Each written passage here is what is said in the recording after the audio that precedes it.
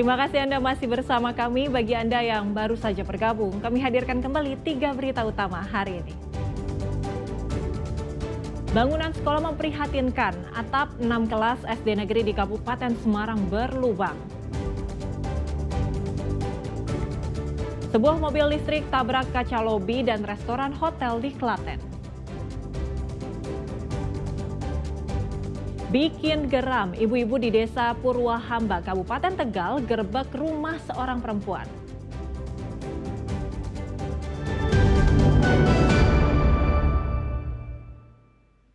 Harga ayam potong di Pasar Babadan, Kabupaten Semarang naik dalam sepekan terakhir. Di tingkat pengecer, harganya tembus Rp40.000 per kilogramnya. Di Pasar Babadan, Kabupaten Semarang, harga ayam potong tembus Rp38.000 per kilogram. Bahkan di tingkat pengecer bisa mencapai Rp40.000 per kilogram. Hal ini tentu berdampak pada sepinya pembeli. Satu minggu, berarti naiknya bertahap itu. Iya.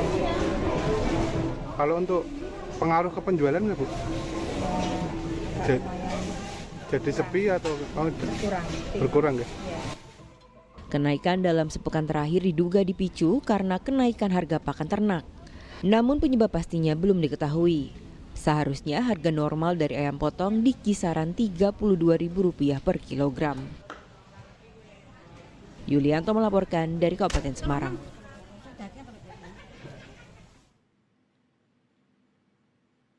Empat juta batang rokok ilegal di Kabupaten Semarang disita kantor Bea dan Cukai usai menggelar razia sejak Februari lalu. Rokok ilegal ini kemudian dimusnahkan dengan cara dibakar. Barang kenai cukai ilegal. Sebanyak 4 juta batang rokok ilegal hasil sitaan kantor Bea dan Cukai Kabupaten Semarang dimusnahkan dengan cara dibakar di alun-alun Bung Karno, Kalirejo, Ungaran, Kabupaten Semarang. Rokok ini merupakan barang yang diamankan petugas dari hasil operasi sejak Februari hingga Oktober 2025. Kolaborasi pemerintah, kepolisian, dan instansi lainnya berhasil untuk menekan peredaran rokok ilegal. Dari hasil kolaborasi tersebut, tercatat 167 penindakan, meliputi 10 kasus dan 13 tersangka. Sebanyak 7 berkas perkara diantaranya sudah dinyatakan lengkap oleh pihak kejaksaan. Tak hanya menekan peredaran rokok ilegal, langkah ini juga memberikan dampak positif bagi pemerintah daerah.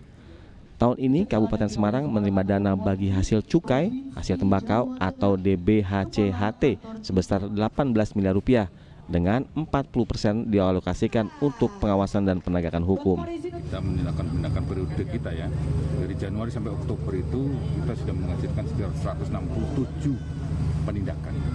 Dan sudah kita tidak lanjutin supaya memberikan efek jerah dari situ, kita tidak lanjutin 10 kasus kita naikkan ke penyidikan dan 7 kasus itu kan sudah dinyatakan berkas perkaranya lengkap oleh kejaksaan, sehingga itu pun ada sekitar 13 tersangka ya yang tersangka.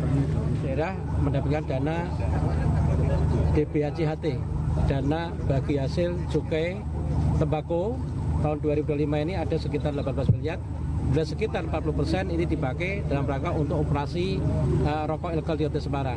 Dan ini disampaikan oleh beliau dari Bea Cukai, bahwa Kota Semarang termasuk rendah untuk peredaran rokok ilegal 1,8%. Dari hasil operasi, nilai potensi barang yang dimusnahkan mencapai Rp5,8 miliar dengan estimasi kerugian negara sekitar Rp3,8 miliar.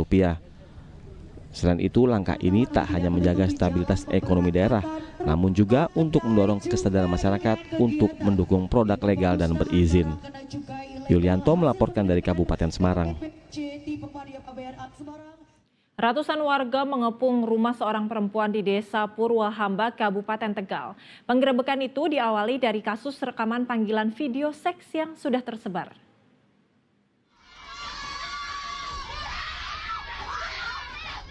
Rabu malam, ratusan warga mengepung rumah seorang perempuan berinisial I di Desa Purwahamba, Kabupaten Tegal.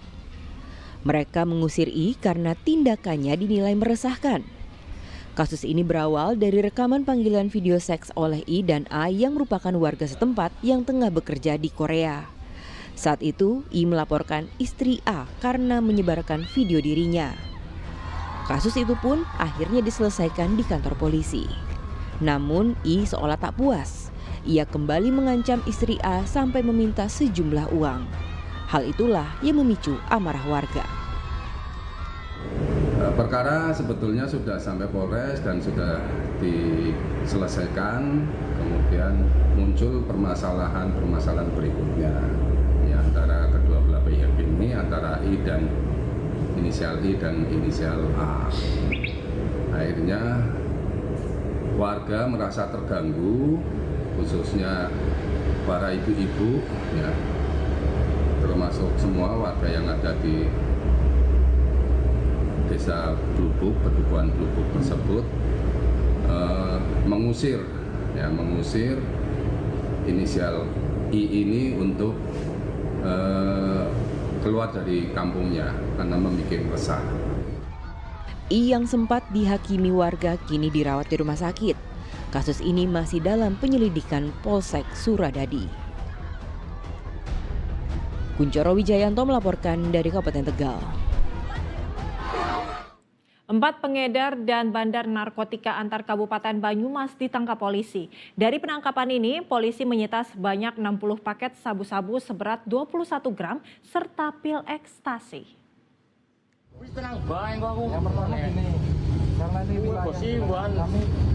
Setelah sempat kabur, pria bertudung hitam yang diduga sebagai pengedar narkotika akhirnya tertangkap di Desa Sidaboa, Kabupaten Banyumas. Saat diperiksa di lokasi dan disaksikan warga, polisi yang menangkap menemukan sejumlah paket sabu dari dalam tas yang dibawanya. Polisi lalu mengembangkan kasus ini. Hasilnya, petugas menangkap lagi seorang bandar di Kota Purwokerto. Di dalam dompet dan di sudut kamar bandar ini, polisi menemukan 10 paket narkoba jenis sabu-sabu. Polisi lalu bergerak lagi ke daerah Tegal. Di sini, petugas menangkap wanita bandar sabu-sabu yang mengatur penjualan narkoba lintas kabupaten. Hasil penggeledahan ditemukan sabu-sabu sebanyak 60 paket dengan berat mencapai 21,9 gram. Ternyata ini di sana adalah seorang wanita, maka kita bawa Polwan untuk mendampingi kita untuk ikut dalam kegiatan penangkapan ini. Jadi jumlah tersangka yang berhasil kita amankan dan kita bawa ke Polresta Banyumas ini sebanyak 4 orang, ya, dengan total sabu 21,9 gram dan ekstasi 0,1 gram. Saat ini polisi masih mengembangkan penyelidikan untuk menelusuri anggota jaringan narkoba lainnya yang merupakan jaringan antar kabupaten. Keempat pelaku dijerat dengan Undang-Undang tentang Narkotika dengan ancaman hukuman 20 tahun penjara.